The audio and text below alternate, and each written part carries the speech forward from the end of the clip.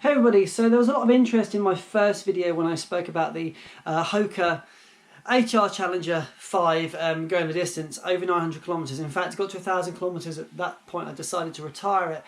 At the end of the day, you know, apart from the 1% who are sponsored by running companies and get free shoes, we're all just out there trying to get the best bang for our buck and trying to make sure we invest in a shoe that's going to go the distance.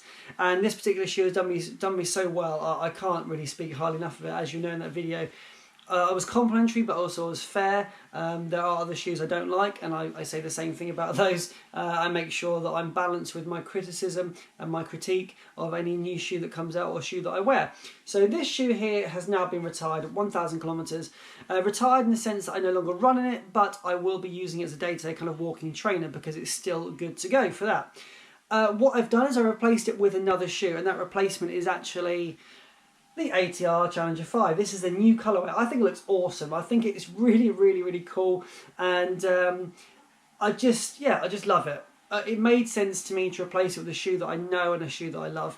So again, the wide fit version, we'll take a little look at the moment, do a bit of comparison, so you can see the difference between one that's literally fresh out the box, never being used, 0 kilometers against one that's had 1,000 kilometers in. I'm not big on the stats and all that kind of stuff, but I will just show you, if I can, a couple of aspects of the shoe that may well look different, and again, judge for yourself whether you think there's a huge difference, or whether you think I could still put some miles into that. But I just feel I'm trading the line between possibly causing myself an injury. I've got quite a few runs coming which are going to get longer and longer, and it doesn't really make sense to me to keep pressing on with that shoe when I feel like it's time to just get a new lease of life back into the feet, into the footwear, and kind of go with it. Plus, you know, at the price point of £115, I think, you know, 1,000 kilometers, it's worked out very well for me, and I have got money's worth out of it.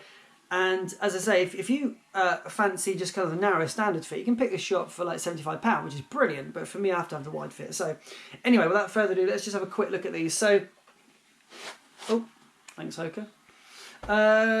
Right, so let's just kind of have a quick, like, the visual comparison.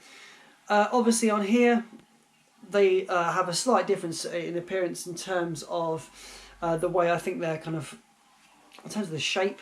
I would say that these are obviously fresh out the box. You can see this one here. The shape's collapsed in a little. Nothing too obvious, but it has definitely kind of loosened and slackened over time. Still a very kind of breathable shoe, by the way, and you can probably see here that this kind of ventilation system at the side, in these new ones, I can actually see kind of through them, and here there's definitely more of an opaque feel to them, probably gather up the dust and the mud and what have you, but that's going to have an impact, of course. I could probably wash them through and get them back to looking and feeling a little bit sharper, but that's just the nature of things. Now, in terms of the laces, they haven't frayed at all. I've had no issues with them whatsoever. They just are very reliable, and, you know, a decent quality lace, which I know sounds a bit silly. So what, it's a lace, but you know, I've run in shoes where the laces continually come undone, they fray, they break, and it's a real pain to have to try and replace them and do that. But these laces have been absolutely excellent. The tongue still holds its own, still very rigid there, still very firm, a little bit of bounce back to it, and very comfortable. There is no wear really on that inner part there, and equally the heel, which I think is the most important bit. You know, when you just kind of keep ramming your feet into the shoes, and I do it and I shouldn't do it, and you find that material in there, often in the cheaper shoes it's kind of like cardboard material, it just kind of bends, folds and creases. Well, this is still solid. Absolutely awesome. If you look at the two there, pretty much got the same look and feel to them, still holding strong, good shape, really good shape, and like I say, in terms of kind of the internals of them, I think they look probably pretty similar.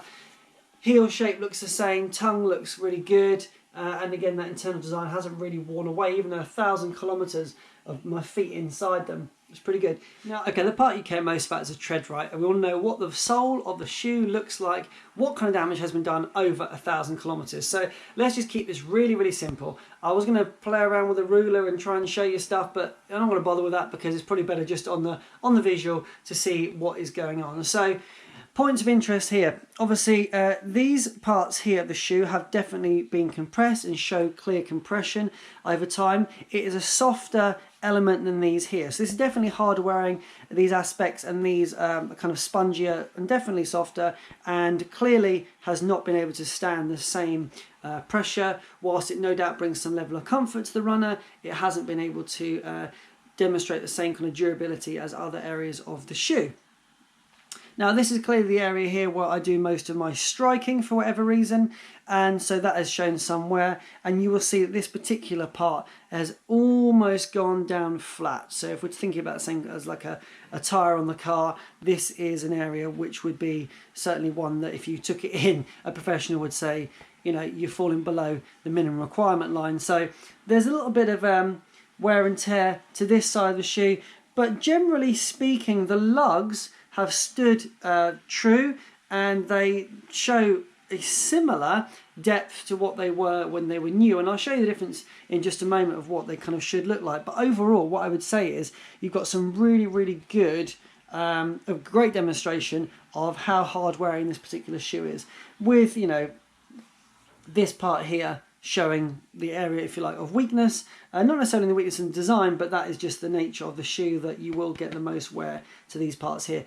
And it was at that point when I looked at the shoe the other day and I saw the kind of the edging, and I thought these are really quite compressed now, and I need to do myself a little bit of a favour. So if we bring the new shoe into the mix, I can't obviously necessarily see it from this angle, but you will clearly see the tread pattern on this part here. You will see the obviously no compression whatsoever, and you can hopefully see by me pushing it here the kind of resistance and bounce back you get from this particular area of the shoe, whereas here these lugs just completely firm as you like. So generally speaking, you can obviously hopefully see kind of visual difference, but what I would say is these are still a fantastic pair of shoes, and I would say that after 1,000 kilometers I've seen wear on other shoes I've got after less distance, so pretty amazing there. And obviously with these with the new shoes, you can see that the tread pattern on the lugs are clearer, and you can see there's probably a millimetre or so difference from where I'm standing in terms of the wear on some of the lugs, but not a huge amount. So that's kind of the tread pattern there. Hopefully you will see that clearly enough, but it's probably also easier to see possibly from the side, the way that looks there. And then we just bring the other one into the mix and you should be able to see, hopefully if I can get them both in shot, the slight difference in the patterns. But overall, tread really doing a pretty damn good job for 1,000 kilometers.